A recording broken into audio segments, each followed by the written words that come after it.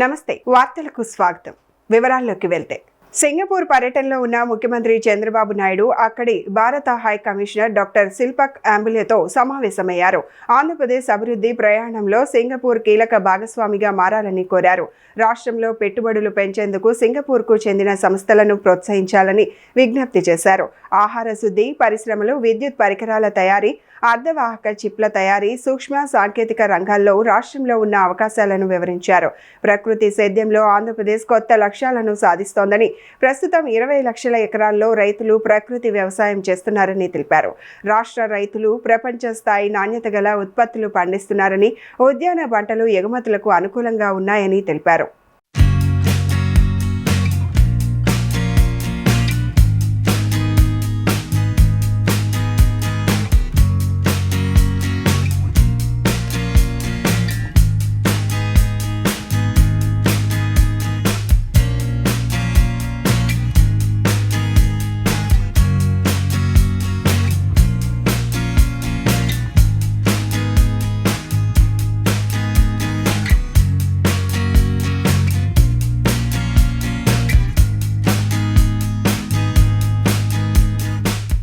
దేశ సమగ్రత శ్రేయస్సే లక్ష్యంగా జనసేన పార్టీని ప్రారంభించానని జనసేన అధ్యక్షుడు పవన్ కళ్యాణ్ తెలిపారు. పార్టీ స్థాపించిన సమయంలో అధికారం వస్తుందో రాదో కూడా తనకు తెలియదని చెప్పారు. ఢిల్లీలో నిర్వహించిన జాతీయ సమగ్రత కోసం సేన ప్రస్థానం ప్రత్యేక సమావేశంలో ఆయన మాట్లాడారు. జనసేన ఆవిర్భవించి 12 సంవత్సరాలు పూర్తయ్యాయని, ఈ ప్రయాణంలో ఎన్నో పోరాటాలు చేసి పరాజయాలకు కూడా ఎదుర్కొన్నానని పేర్కొన్నారు. మారుతున్న సామాజిక రాజకీయ పరిస్థితులకు అనుగుణంగా ముందుకు సాగిన పార్టీ నిర్ణయించుకున్న 7 ప్రాథమిక సూత్రాలను ఎప్పుడూ విడిచిపెట్టలేదని చెప్పారు. స్పష్టమైన కార్యాచరణతో 21 శాసనసభ స్థానాలు, 3 లోక్సభ స్థానాలు సాధించగలిగామని వివరించారు. జనసేన పార్టీ ప్రారంభించి 12 సంవత్సరాలు పూర్తయ్యాయి. 2000 మార్చి 14న మన తెలంగాణలోని హైదరాబాద్లో ఈ పార్టీని స్థాపించాం. అప్పట్లో ఇది తెలుగు రాష్ట్రాల ఉమ్మడి రాజధానిగా ఉండేది. తెలంగాణలో జనసేనను ప్రారంభించినప్పుడు కేవలం ఒకే ఒక నిబద్ధత మాత్రమే ఉంది. అది మన దేశాన్ని బలోపేతం చేయటం, దేశ సమగ్రతని కాపాడటం, దేశ సమగ్రతకు కలిగించే ఎలాంటి విభజన శక్తులకైనా వ్యతిరేకంగా పోరాటం. దేశ సమగ్రత, దేశ శ్రేయస్సు తప్ప జనసేన స్థాపించినప్పుడు వేరే ఏ ఆలోచన నా మనసులో లేదు. కనీసం అధికార వస్తుందో లేదో కూడా తెలీదు. ఎందుకంటే అసలు ఆ రోజున అలాంటి ఆశ కూడా లేదు. 2014 సాధారణ ఎన్నికలకు కేవలం 2 నెలల ముందు మాత్రమే మనం ఈ పార్టీని స్థాపించాం. కానీ ఈ 12 ఏళ్ల ఈ ప్రయాణంలో, ఒక పుష్కర కాలంలో చాలా పోరాటాలు చేశాం, చాలా పరాజయాలు ఎదుర్కొన్నాం, ఆశలు కోల్పోయిన సందర్భాలు ఉన్నాయి. అయినప్పటికీ మన అందరం నమ్మే ఒక బలమైన సిద్ధాంతానికి కట్టుబడి మారుతున్న సామాజిక రాజకీయ పరిస్థితులకు అనుగుణంగా మన 7 ప్రాథమిక సూత్రాలను బలంగా పట్టుకుని నిలబడ్డాం. అత్యంత క్లిష్ట సమయాల్లో కూడా వాటిని వదలకుండా ముందుకు సాగాం. మారుతున్న రాజకీయ పరిణామాల్లో ఒక నిర్దిష్టమైన ఆచరణాత్మక విధానంతో మనం దాదాపు 21 ఎమ్మెల్యే స్థానాలని, 3 ఎంపీ స్థానాలని, మరియు ఇంక్లూడింగ్ రీసెంట్ రాజ్యసభతో పాటు కలిపి 2 ఎమ్మెల్సీ స్థానాలని ఈ రోజున సాధించగలిగాం. 1,00,000 మంది సభ్యత్వంతో ప్రారంభమైన ఈ పార్టీ ఈరోజు ఆంధ్రప్రదేశ్లోనే కాకుండా తెలంగాణతో కలిపి 20 లక్షల పైగా సభ్యత్వాలను చేరుకుంది. ఇటీవల కాలంలో పార్టీ వైపు ప్రజల నుండి, మిగతా రాష్ట్రాల నుండి, ప్రాంతాల నుండి ఈ భావజాలానికి ఆకర్షితులై, ఈ పోరాట పటిమకు ఆకర్షితులై కర్ణాటక నుండి వచ్చిన కొన్ని వేల మంది కావచ్చు, కేరళ, తమిళనాడు నుండి వచ్చిన కొన్ని వందల మంది కావచ్చు. మనం నమ్ముతున్న సిద్ధాంతం బలపడుతుంది. అది దేశంలోని వివిధ ప్రాంతాల ప్రజలను కలుపుతుంది అనడానికి ఇదే చిన్న నిదర్శనం. భిన్న ప్రాంతాల నుండి వచ్చిన ఈ అనుసంధానాన్ని చూడటం నిజంగా నాకు చాలా ఆనందం కలిగించింది. ఇలా జరుగుతుందని పార్టీ పెట్టినప్పుడు కూడా నేను ఊహించలేదు. నాకు పార్టీ ప్రయోజనాలు వీటికంటే ముఖ్యంగా పార్టీ బాగుపడాలంటే ముందు మనం దేశ సమగ్రత గురించి ఎప్పుడూ ఒక తొలి ప్రాధాన్యత ఇవ్వాల్సిన అవసరం ఉంది. నెల్లూరు జిల్లా కలువాయి మండలంలో భూ ఆక్రమణల వ్యవహారం స్థానికంగా చర్చనీయాంశంగా మారింది. చవటపల్లి గ్రామ సమీపంలోని ప్రభుత్వ భూమిని కొందరు అక్రమంగా చదును చేసి చెరువు నుంచి మట్టిని తరలించి భూమి చుట్టూ కంచె ఏర్పాటు చేసుకున్నట్లు ఆరోపణలు వెలువడుతున్నాయి. మండలంలో ప్రభుత్వ భూములు వరుసగా ఆక్రమణలకు గురవుతున్నప్పటికీ రెవెన్యూ అధికారులు తగిన చర్యలు చేపట్టడం లేదనే విమర్శలు వినిపిస్తున్నాయి. ఇప్పటి వరకు ఆక్రమణదారులపై కఠిన చర్యలు తీసుకోకపోవడంతో వారు మరింత ధైర్యంగా వ్యవహరిస్తున్నారని స్థానికులు ఆరోపిస్తున్నారు.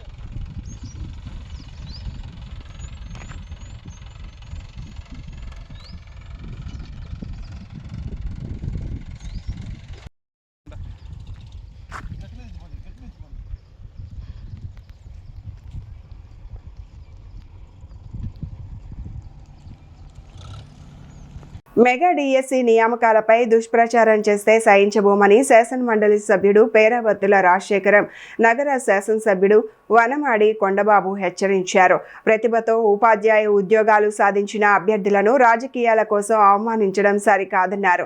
ఈ మేరకు నిర్వహించిన సమావేశంలో పలు కీలక వ్యాఖ్యలు చేశారు. ఉపాధ్యాయ వృత్తిలోకి కష్టపడి ప్రతిభ ఆధారంగా అడుగుపెట్టిన వారిని రాజకీయ కోణంలో అవమానిస్తే సహించేది లేదని శాసనమండలి సభ్యుడు పేరాబత్తుల రాజశేఖరం నగర శాసనసభ్యుడు వనమాడి కొండబాబు స్పష్టం చేశారు. సోమవారం నిర్వహించిన ఉపాధ్యాయ సంఘాల ప్రతినిధులు డిఎస్సిలో ఎంపికైన అభ్యర్థుల సమావేశంలో వారు మాట్లాడారు. రాష్ట్రంలో ఇప్పటి వరకు నిర్వహించిన 15 డిఎస్సీలలో 11 డిఎస్సీలను నిర్వహించిన ఘనత ముఖ్యమంత్రి చంద్రబాబు నాయుడుకే దక్కుతుందని వారు అన్నారు. ఒక ప్రెస్ మీట్ పెట్టి ఇందులో ఏమైనా అవకతవకలు జరిగితే నేను ఛాలెంజ్ చేస్తున్నాను, చర్చకి రమ్మని కోరడం కూడా జరిగిందని కూడా ఈ సందర్భంగా తెలియజేస్తాను. దానిపైన ఎవరు కూడా చర్చకి వెళ్ళలేదు. ఇంతవరకు మేము వస్తామని కూడా చెప్పలేదు. ఎవరు కూడా ఏదైతే దుష్ప్రచారం చేస్తున్నారో ఒక్కరు కూడా ముందుకు వచ్చి ఇప్పటి వరకు చెప్పలేదు. అలాంటి సమయంలో ఈరోజు ఒక పక్కనేమో ఉద్యోగాలు అవకాశాలు వచ్చి మీరు సంతోషంగా ఉన్న సమయంలో ఈరోజు మీలో కూడా ఒక తప్పుడు భావం తీసుకొస్తున్నారు. అర్హత లేని వాళ్ళకి ఉద్యోగాలు ఇచ్చారన్నట్టుగా మాట్లాడుతున్నారు. అది మిమ్మల్ని కించపరిచినట్టు.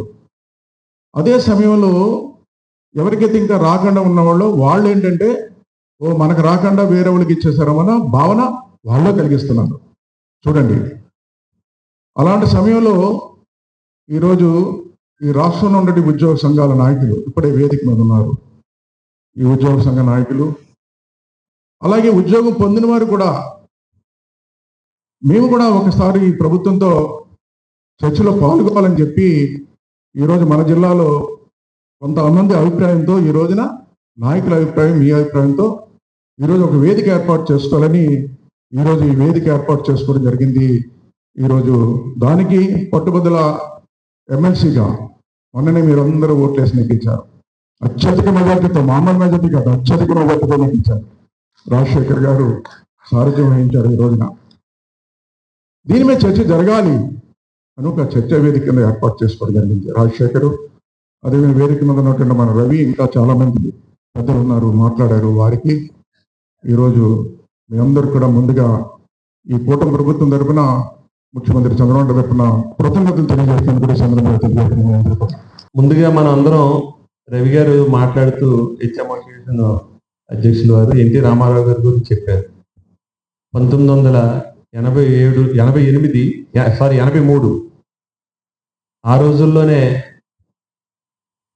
ఎన్టీ రామారావు గారు బతకలేని బడుపంతుల నుంచి మరి ఈరోజు సమాజంలో ఒక గౌరవప్రదమైన స్థానానికి తీసుకొచ్చింది ఘనత ఆయనకే చెప్పుకోవాలి. మన అందరం బతకనిచ్చిన బడుపంతులు.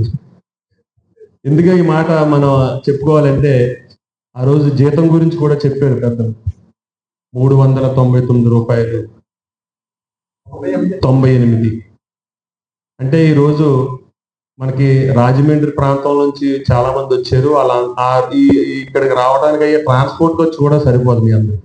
ఒక విధంగా చెప్పాలంటే ఆ రోజు జీతం. మరి అలాంటిది రీగ్రూపింగ్ స్కేల్ విధానం ఆ రోజు మీరందరూ చాలా మంది నాకు తెలిసింది పుట్టి ఉండరు. మీరు 83 నాటి ఆయన తెలుసుకోవాలి. ఆ రోజు ఆ జీతం నుంచి ఈ రోజు మీరు ఈ స్కేల్ తీసుకుంటున్నారంటే సామాన్యుడు నుంచి, ఎందుకంటే ఈరోజు సాఫ్ట్వేర్ ఉద్యోగుడికి ఎంత జీతం వస్తుందో అంత జీతం వస్తుందంటే ఆయనకు ఆ రోజు ప్రవేశపెట్టిన విధానం, ఆయన పెట్టిన విధానం. అదే పరంపర చంద్రబాబు నాయుడు గారు ముఖ్యమంత్రిగా కౌన్సిలింగ్ విధానం పెట్టడం కానీ, గురువు స్థానంలో ఉన్న వ్యక్తులు ఎవరి దగ్గరికి వెళ్ళకూడదు, యాచించకూడదు, రికమెండేషన్ చేయకూడదు, మీరు గౌరవప్రదమైన స్థానంలో ఉండాలి అనే ఉద్దేశంతో కౌన్సిలింగ్ విధానం పెట్టారు. చిత్తూరు జిల్లా కలెక్టరేట్లోని ప్రజా సమస్యల పరిష్కార వేదిక సమావేశ మందిరంలో సోమవారం ప్రజా సమస్యల పరిష్కార వేదిక కార్యక్రమం నిర్వహించారు. ఈ కార్యక్రమంలో జిల్లా కలెక్టర్ సుమిత్ కుమార్, జిల్లా సంయుక్త కలెక్టర్ ఆదర్శ్ రాజేంద్రన్ పాల్గొని జిల్లాలోని వివిధ ప్రాంతాల నుంచి వచ్చిన అర్జీలను స్వీకరించారు. ప్రజలు తమ సమస్యలు, అభ్యర్థనలు, ఫిర్యాదులను అధికారుల దృష్టికి తీసుకొచ్చారు. వాటిని శ్రద్ధగా పరిశీలించిన అధికారులు సంబంధిత శాఖలకు పంపించి త్వరితగతిన పరిష్కరించేందుకు చర్యలు తీసుకోవాలని ఆదేశించారు. ప్రజలకు పారదర్శకంగా, వేగవంతంగా సేవలు అందించడమే ఈ కార్యక్రమం ముఖ్య ఉద్దేశమని వారు తెలిపారు.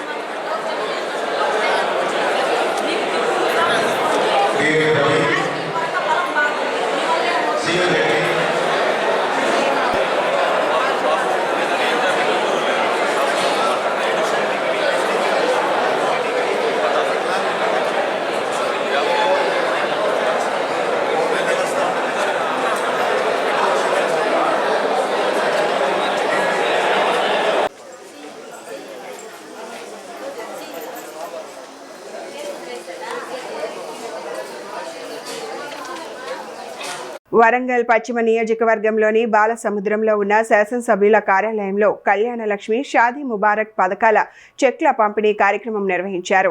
ఈ కార్యక్రమంలో వరంగల్ పశ్చిమ నియోజకవర్గ శాసనసభ్యుడు నాయిని రాజేంద్రరెడ్డి పాల్గొని హనుమకొండ, కాజీపేట మండలాలకు చెందిన 106 మంది లబ్ధిదారులకు చెక్లను అందజేశారు.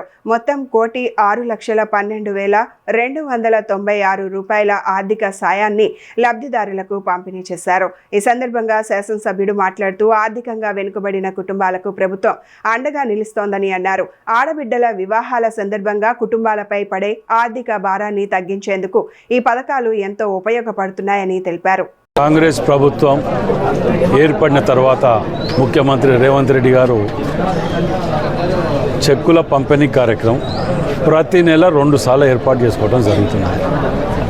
షాదీ ముబారక్ అట్లాంటివే కానివ్వండి, కళ్యాణలక్ష్మియే కానివ్వండి, ఇవన్నీ కూడా ఇట్లా అప్లై చేస్తే 15 రోజులలో చెక్స్ వాపసు తీసుకొని వచ్చి వారికి మధ్యలో ఎటువంటి దళార వ్యవస్థ లేకుండా డైరెక్ట్ వాళ్ళకి అందించే విధంగా మా యొక్క టీమ్స్, మా నాయకులు అందరూ కూడా పూర్తి స్థాయిలో మనం ప్రతి 15 రోజులకు ఒకసారి క్యాంపు కార్యాలయాల్లో రాని వాళ్ళకు ఇళ్లలోకి తీసుకుపోయి మా మాజీ కార్పొరేటర్లు కానీ, డివిజన్ ప్రెసిడెంట్లు కానివ్వండి, అధికారులు కానివ్వండి, అందరు కలిసి వీరి యొక్క సేవలో పాల్గొంటూ ఎవరికి ఏ కష్టం రాకుండా, ఎక్కడ తిరగకుండా, ఏ ఆఫీసుల పంటి కానీ ఎక్కడ తిరగకుండా ఉండే విధంగా ఏర్పాటు చేయడం నిజంగా కూడా ముఖ్యమంత్రి రేవంత్ రెడ్డి గారికి దీని మీద ప్రత్యేక ధన్యవాదాలు ఏర్పాటు చేస్తున్నాం. ఎందుకంటే వారు యొక్క హెల్త్ విషయంలో కానివ్వండి, విద్య, వైద్యం ఈ రెండింటి మీద అత్యధిక ప్రాధాన్యత ఇచ్చుకుంటూ ఇలాంటి కార్యక్రమాలన్నీ కూడా నిరుపేదలకు, అట్టడుగు వర్గాలకు చెందినటువంటి సంక్షేమ పథకాలు ఇవి.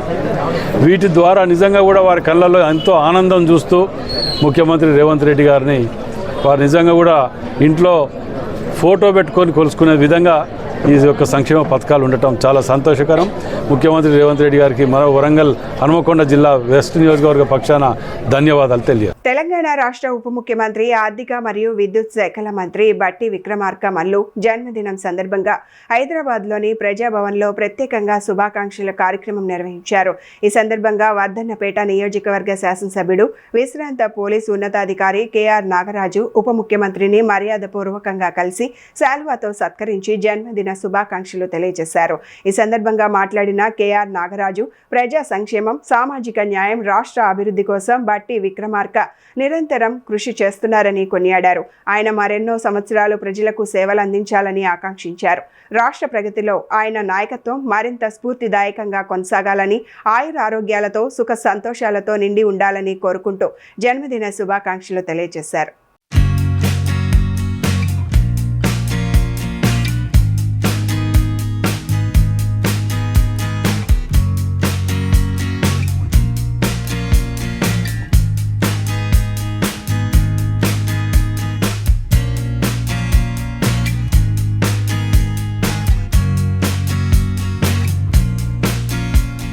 పల్నాడు జిల్లా కోనూరు సమీపంలో కృష్ణా నదిలో జరిగిన పడవ ప్రమాదంలో 4 విద్యార్థులు ప్రాణాలు కోల్పోవడం తీవ్ర విషాదాన్ని మిగిల్చింది. ఈ ఘటనపై స్పందించిన ముఖ్యమంత్రి చంద్రబాబు నాయుడు ప్రస్తుతం సింగపూర్ పర్యటనలో ఉన్నప్పటికీ అధికారులతో దూరవాణి ద్వారా సమీక్ష నిర్వహించారు. బాధిత కుటుంబాలకు ప్రభుత్వం అన్ని విధాలుగా అండగా నిలవాలని అధికారులను ఆదేశించారు.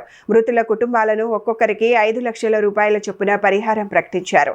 ప్రభుత్వం తరపున తక్షణ సాయం అందేలా చర్యలు తీసుకోవాలని సూచించారు.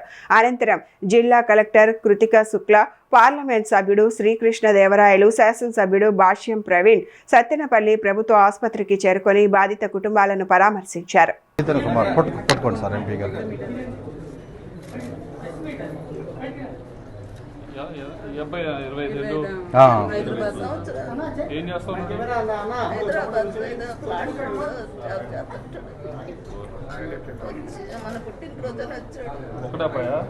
ఇంకో ఫామ్ అంటాం మనం.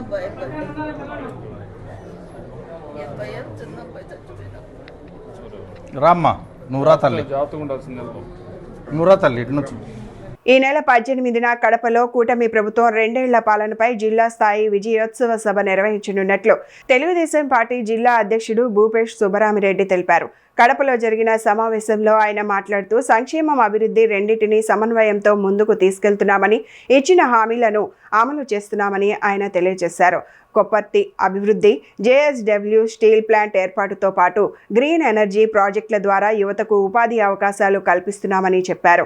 వైసీపీ ప్రభుత్వం దెబ్బతీసిన వ్యవస్థలను గాడిలో పెడుతున్నామని, అభివృద్ధి అంశాలపై చర్చకు సిద్ధమని సవాల్ విసిరారు. ఫేక్ ప్రచారాలను ప్రజలు నమ్మే పరిస్థితి లేదని ఆయన వ్యాఖ్యానించారు. కూటమి ప్రభుత్వం 2 ఏళ్ల పరిపాలన ఏ విధంగా సాగింది? ఇది ప్రజా పరిపాలన. సంక్షేమము, అభివృద్ధి 2 విషయాలలో ఈ 2 సంవత్సరాలు ముందుకు తీసుకొని పోవడం విజన్ ఉన్న నాయకుడు మన రాష్ట్ర ముఖ్యమంత్రి వర్యులు నారా చంద్రబాబు నాయుడు గారు ఏ విధంగా పరిపాలన సాగిస్తున్నారు, ఏ విధంగా ఫలితాలు మనం ఈరోజు అందుకుంటున్నాము, ఈ విషయాలన్నీ ప్రజల్లోకి తీసుకొని పోవాలని కూటమి ప్రభుత్వం నిర్ణయం తీసుకొని ప్రతి నియోజకవర్గంలో ఈ పరిపాలన మీద ఒక చైతన్యంగా అందరినీ కలుపుకుంటూ 3 పార్టీలను, తెలుగుదేశం పార్టీ, భారతీయ జనతా పార్టీ, జనసేన నాయకులు, కార్యకర్తలతో ప్రతి నియోజకవర్గం, అదేవిధంగా ప్రతి జిల్లాలో, మన కడప జిల్లాలో కూడా 18వ తేదీన ఆర్ట్స్ కాలేజ్ మైదానంలో ఈ కార్యక్రమాన్ని చేపట్టడం జరుగుతూ ఉంది. 10:30 నుంచి 1 గంట వరకు ఈ కార్యక్రమం జరుగుతుంది. మరీ ముఖ్యంగా సంక్షేమం. ఈ కూటమి ప్రభుత్వం ఏర్పడిన తర్వాత చెప్పిన మాట ప్రకారం ఎలక్షన్ మేనిఫెస్టోలో పెన్షన్స్ని పెంచి ఇవ్వడం కానీ,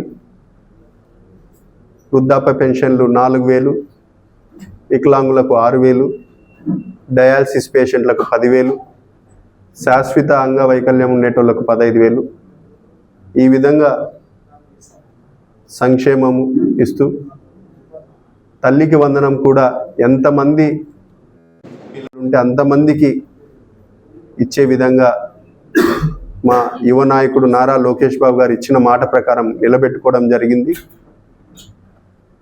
అంతేకాకుండా కరెంట్ ఛార్జీలు కూడా పెంచకపోవడం, గ్రీన్ ఎనర్జీ ద్వారా ఇప్పటికే మన కడప జిల్లాలో